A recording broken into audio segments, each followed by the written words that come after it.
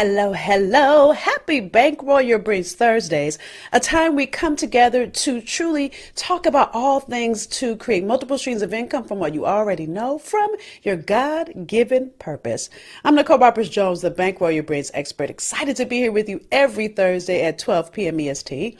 So yet again, this week I'm out of the office, but what I'm going to share with you is part 2 of a series I started last week called Cultivate Your Calling. There are 4 steps you need, and this is part 2. You must fight for it. So listen in, and I'll be back next week to coach you, teach you, pour into you live. So as you watch this episode, do me 2 favors. Number 1, share the value that you get. Share the insight, the tools that are most helpful to you. And then number 2, can I ask you to share it? Share it with your network, because here's what I know. So many people need this insight. All right. So with that said, enjoy. Hello, hello, hello out there. Happy Monday, y'all. Happy Faith, Purpose, Profit, what I like to call FPP Live, a time where we connect all things faith with purpose and profit. I wonder if you realize that God gave you purpose. He created you on purpose for purpose, and that purpose is connected to profit for all those that need you, plus profit for you, right? Because profit means gain.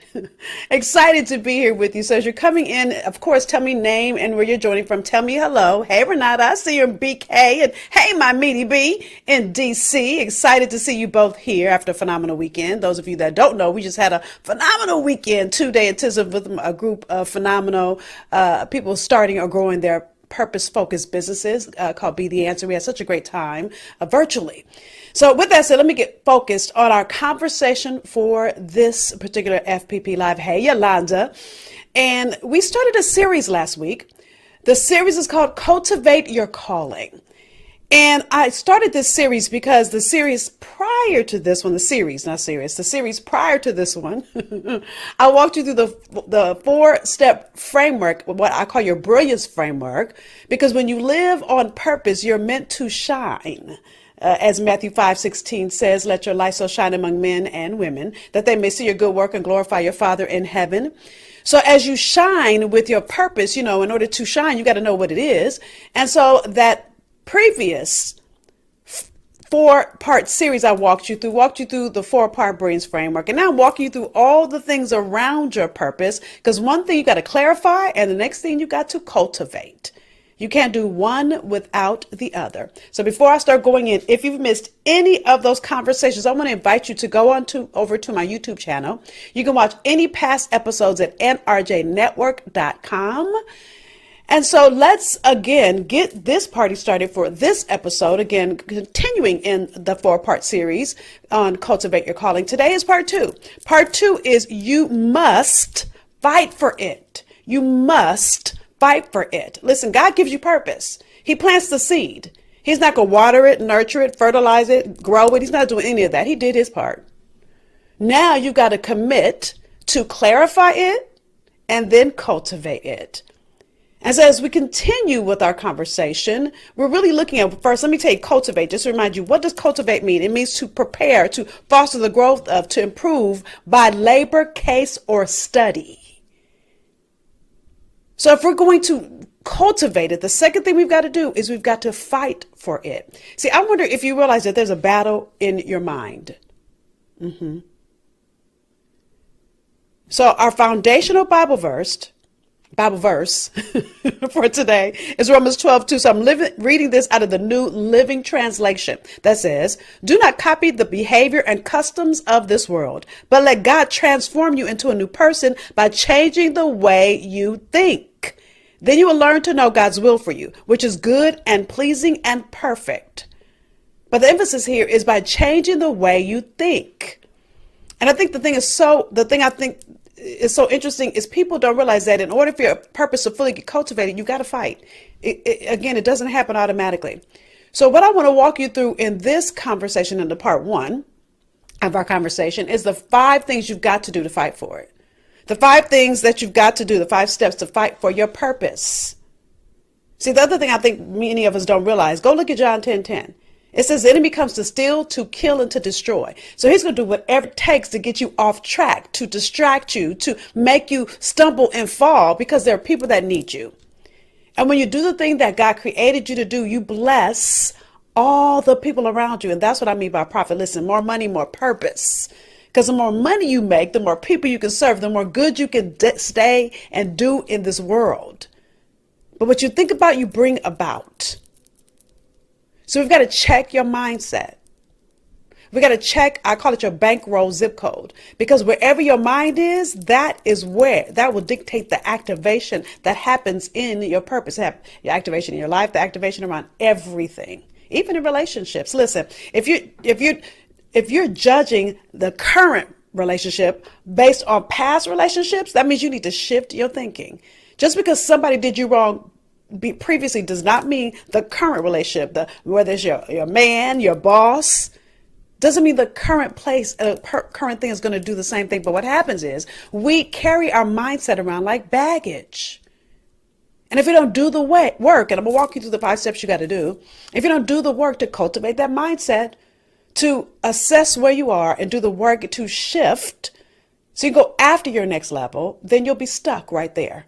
You know, it's interesting, if we talk about baggage and your mindset can be like baggage. Listen, we have over 60, I read this article probably 3 years ago. I think it said 60,000, probably more than that, 60,000 thoughts in a day. And let's say millions of thoughts in a day. And over 60% of them are already pre-wired to be stinking thinking, meaning that you might have a desire that all of a sudden you might say, I can't do that. Or you start letting something that happened in your past dictate that you can't do that or have that or be that. And so if you're going to go after a whole new level, you've got to check your mindset. And that mindset, like I said a few minutes ago, can be baggage. It can weigh you down. It can keep you from your next level. Listen, if they weigh our bags before we get on the airplane, you know why they do that, right? They do that because if the plane is too heavy, the plane will crash. That's why the singer Aaliyah died. I hate to say that, but it's the truth.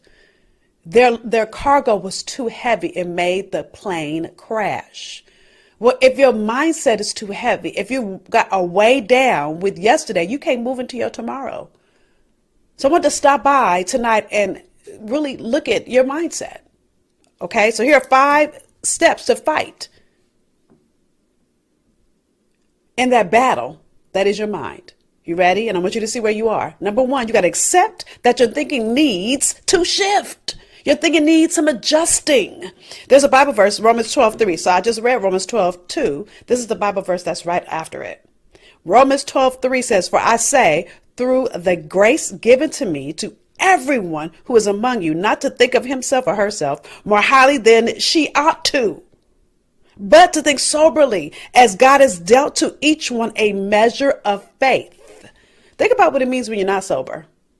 Might mean you kind of full of yourself out. Talked about that last week, right? So it's like remain humble. But at the same time, don't think, oh, I've arrived. I don't need to learn anything else. I've arrived. I already know how to do that. See, when you're doing something you've never done before, it requires new tools. One of my favorite quotes, the tools you use on this level are not sufficient for your next. When God has new for you, I don't care if you have a PhD or you sit in the corner office, there is more for you. So you've got to accept that your thinking needs to shift, needs some adjusting. Just like our car, you know, we take our cars in for a tune-up when you're supposed to. And when you don't, you know, when your tires are out of alignment, it begins to throw other things off in your car. Well, that's the same thing that happens with your mindset. See, out of the mindset, then really your mindset comes from your heart. And that's what we kind of talked about last week when we talked about motive in part 1. So really step number 2 is understand your why. I'm not going to dig into that. We talked about that in part 1. If you missed part 1, go back and listen or watch it. But I need you to get this. If your motives are off, your thinking is off. And 9 times out of 10, when your thinking is off, is based on number 3, identify the negative chatter. Now I'm going to really show you how these 3 go together, okay? So if number 1 is accept that your mindset needs a shift, you need to understand your why, because your motive, your heart, is kind of connects to your mind. So if you have improper motive, trust me, it has something to do with that negative chatter in your mind, y'all. So the thing that I think is interesting is many of us, especially those of you that are African-American women like me, we learn to keep it moving. We don't stop and process what we've gone through. And what happens when we don't process what we've gone through, we carry that baggage into our next. And then this relationship has it, and then this relationship has it, and then this boss has it, and then this job has it. And you're blaming everybody else, but you keep being in the same movie, starring on in the same role. Listen, this was me. I remember every relationship I had prior to my husband. I promise you the man kept doing the same thing. Now, I could have said all men are dogs, but that's not real. Now, if I want to project that into my life, then that's what will come back into my life. But if I stop and look at my thought process around that, I kept having the same experience because I hadn't yet done the work on me. So when I stopped projecting that, I met my husband the next day, y'all, and that's real.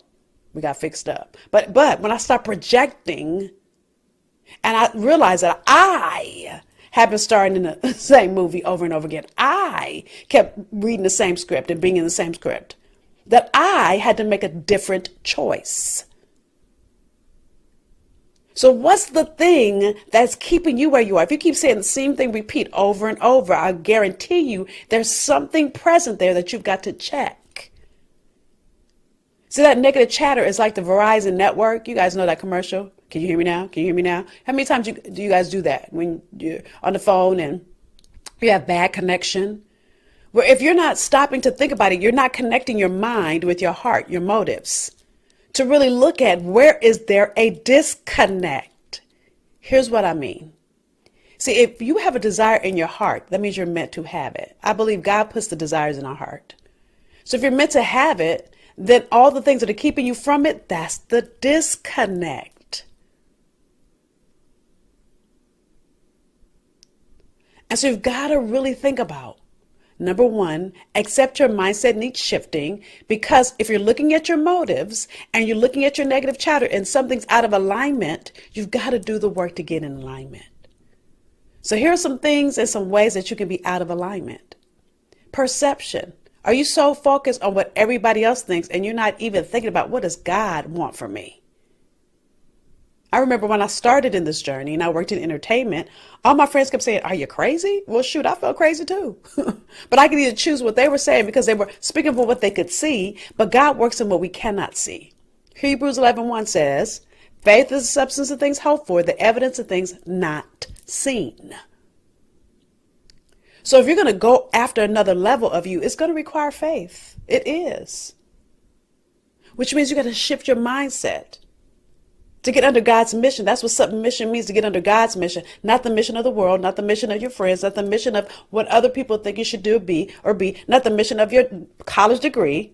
My degree was TV and film. I don't do anything. Well, that's not true. I do kind of do TV and film now, but I couldn't see it when I left, how those things connected. But I trusted God. I had to do some real work on my mindset. Number two, when my business was broken, see, I'm from South Central LA. So how many of you guys know the saying, we got to rob Peter to pay Paul, and I'm broke, and all the things that keep us stuck in a place that we don't want. When I started claiming new things for myself and trusting God for it and doing the work to go and get it, see, and to do that, I had to shift my mindset. I had to understand the negative chatter that said things like, oh, I'll never find a man, or I'll never make that amount of money, or I'm broke. No, I never say I'm broke. I just say that's not in my budget right now, because I'm never broke. So you've got to really begin to look at what is the negative chatter, because here's the thing, and this is really, really key, y'all. Motivation is only going to take you so far, because that negative chatter will dissipate that motivation. If you don't do the work to get rid of the negative chatter, then the motivation will go away. Empowerment does not last. Not if the negative chatter supersedes it. Even willpower doesn't last if the negative chatter comes in and supersedes it. So you've got to really look at, and this is why, again, you got to accept that your mindset needs some shifting. It needs some alignment work. So I do these segments, y'all. This is what I know is imperative, that you get in a program with a coach. Listen, I've been in counseling and I've been in coaching. I've been coaching now. Even my current coach, because my current biggest issue is my health. And all my BDS ladies know I talked about that as my example all weekend. That's my current biggest issue right now. And in order for me to stay healthy in my 50s, yeah, I said 50s, what I was doing in my 40s, my 30s, my 20s, it ain't working. Right? If I'm gonna have the energy to do what I do and fit all the clothes in my closet and everything else, I had to shift how I think about eating. I had to get a new coach to teach me a different way to do this thing. Look, I could have easily been depressed, but I couldn't fit any of my clothes. I can fit some of them now. But my point is, that could have kept me stuck and without moving forward. So you've got to identify, how is your thought life keeping you from the transformation that's possible for you? And then even if you look at your thought life and look at negative chatter, look at the people around you, because sometimes they are feeding the negative chatter. If you're thinking I can never be or I can never do, and they feed into that, then guess what? You never will be and you never will do. If I think it's not possible, then guess what? It's not possible. But if I think it's possible, then guess what? It's possible. So you've really got to look at, how do you shift the perception, the public opinion, the viewpoint, the lenses that you're looking at life through. Because if you're going to expand and go to a new level, that means that you're going to have to look at everything you do in a new and different way. That's why I believe this Bible verse says, and my paper fell, so hold on. Of course, my paper fell on the floor, right? My Bible verse on it. That's why this Bible verse says, again, Romans 12:2, do not copy the behavior and customs of this world, but let God transform you into a new person by changing the way you think. How do you do that? How does God change you? It's spending time. My clients know I call it be, do, have formula. We call ourselves human beings, but we're not. We're human doings, because we focus on what do I need to do? What do I need to do? And you need do as well, but you also need God. So I'll read this again. Do not copy the behavior and customs of this world, but let God transform you into a new person by changing the way you think. See, the world would have said to me, Nicole, you got a bachelor's degree in TV, in television and film, and you're working on some of the hottest TV shows. Why would you quit that? See, the world would say you need to just continue to matriculate in that because you're doing really well. When God had a different plan for me. The next part of this is, then you will learn to know God's will for you, which is good and pleasing and perfect. It didn't make any kind of sense to me at the time. It didn't make any sense. But I had to trust God. And for many of you, the reason your businesses are stuck, the reason why you haven't started your business for that matter, is because you're trying to wait till it's the right time. There is no such thing as a right time. I'm telling you, I believe God does things so that we can trust him, which means we have to do number 4. So let me do a quick review. Number 1, you got to accept that your thinking needs some adjusting. Number 2, you got to understand your why. This is why I talked about motives in part 1 of this series. Whole conversation on understanding your why, because your why bumps up against number 3, your negative chatter. Identify it. What's the negative thing that keeps playing in your mind on repeat? Because you got to do number 4, press stop. So when you see it coming up, once you identify it, when you see it coming, you've got to dissipate it. You got to do the work to eliminate it. You got to do the work to flip the switch. This is one of the biggest principles that I see so many business coaches just overlook, y'all. Because again, if you're learning something new and you've never done it, it's going to be scary. I'm going to talk about that in a minute. But in order for you to push past the fear, you've got to dissipate the negative chatter or understand it. You know, it's recognize that it's there and recognize that it's telling you a lie. Once you realize the lie that is telling you that you're not smart enough or you're not good enough or you'll never make that amount of money, or do you realize where you're from, or any of that negative chatter that's playing in your mind, once you identify it's there, you can usually flip it into the truth. But you've got to do the work. And if you can't do the work, this is when you need to get in a counseling program. Because it doesn't go away just because you think, it's going to go away. I'm going to put a bunch of affirmations on my mirror. Okay, those are great.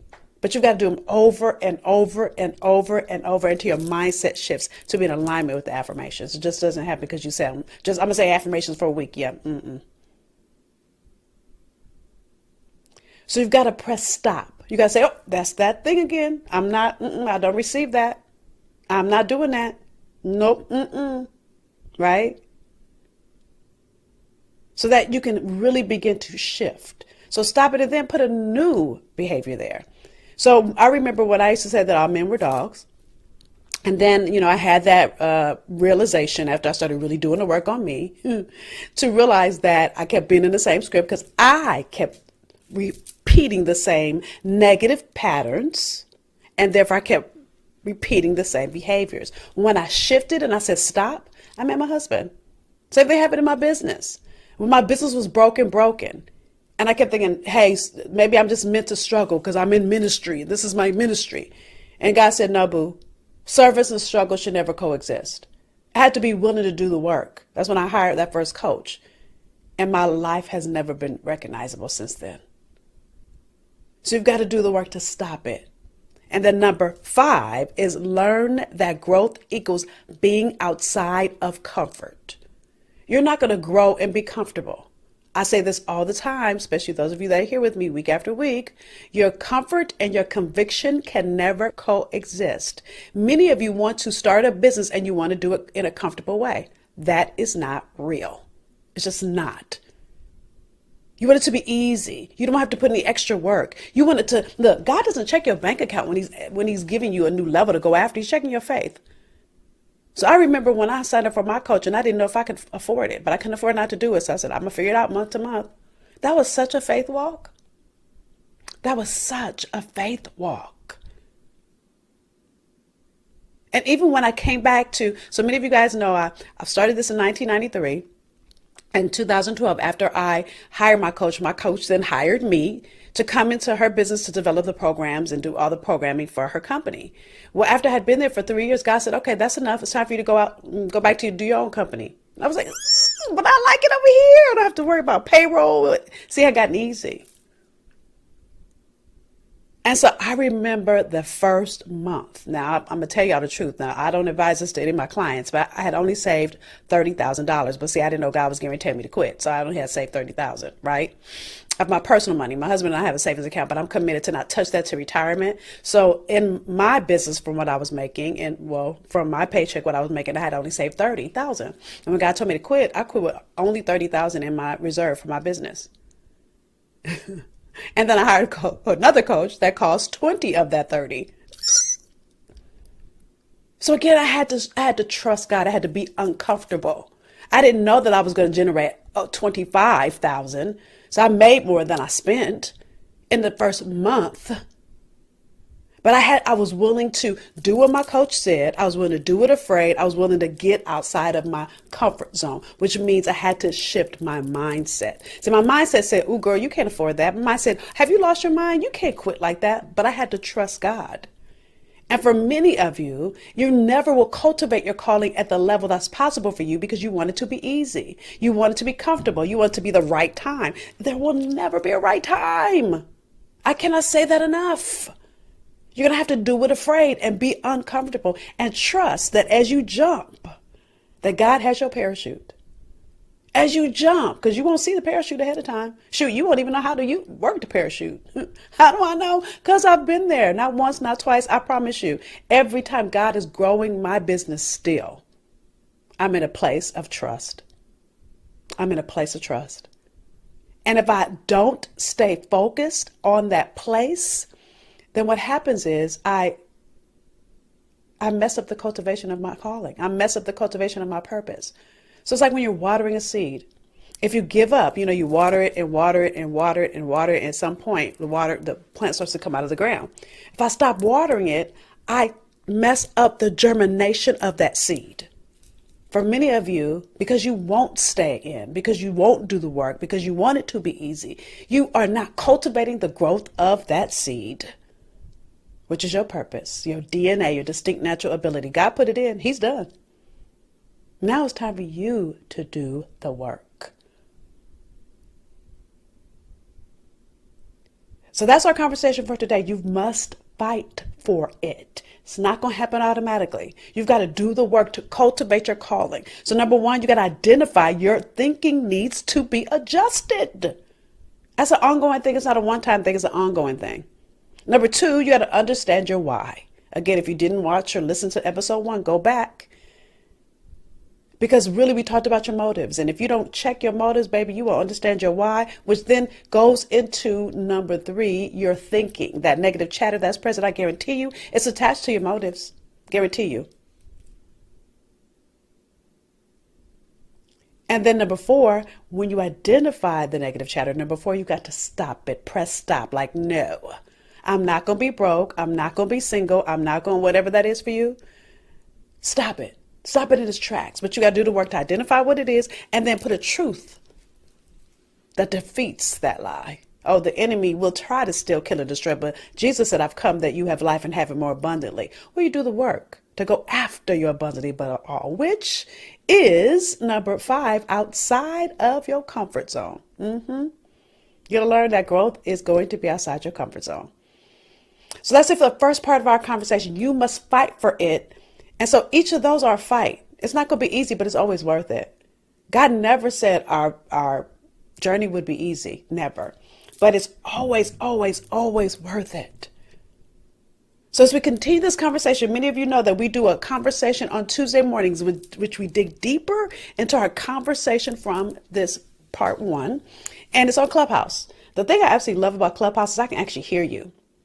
So you can ask me questions. You can tell me your insight. I can coach you live. So I want to invite you to join me tomorrow morning. FPPbreakfast.com is where you go. It's 8:30 a.m. EST every Tuesday morning. So Monday night I come here. I tell you our topic for the week. And then Tuesday morning we dig even deeper. Because listen, there's so much that I can give you about each of these topics. 30 minutes, I can't give it all to you.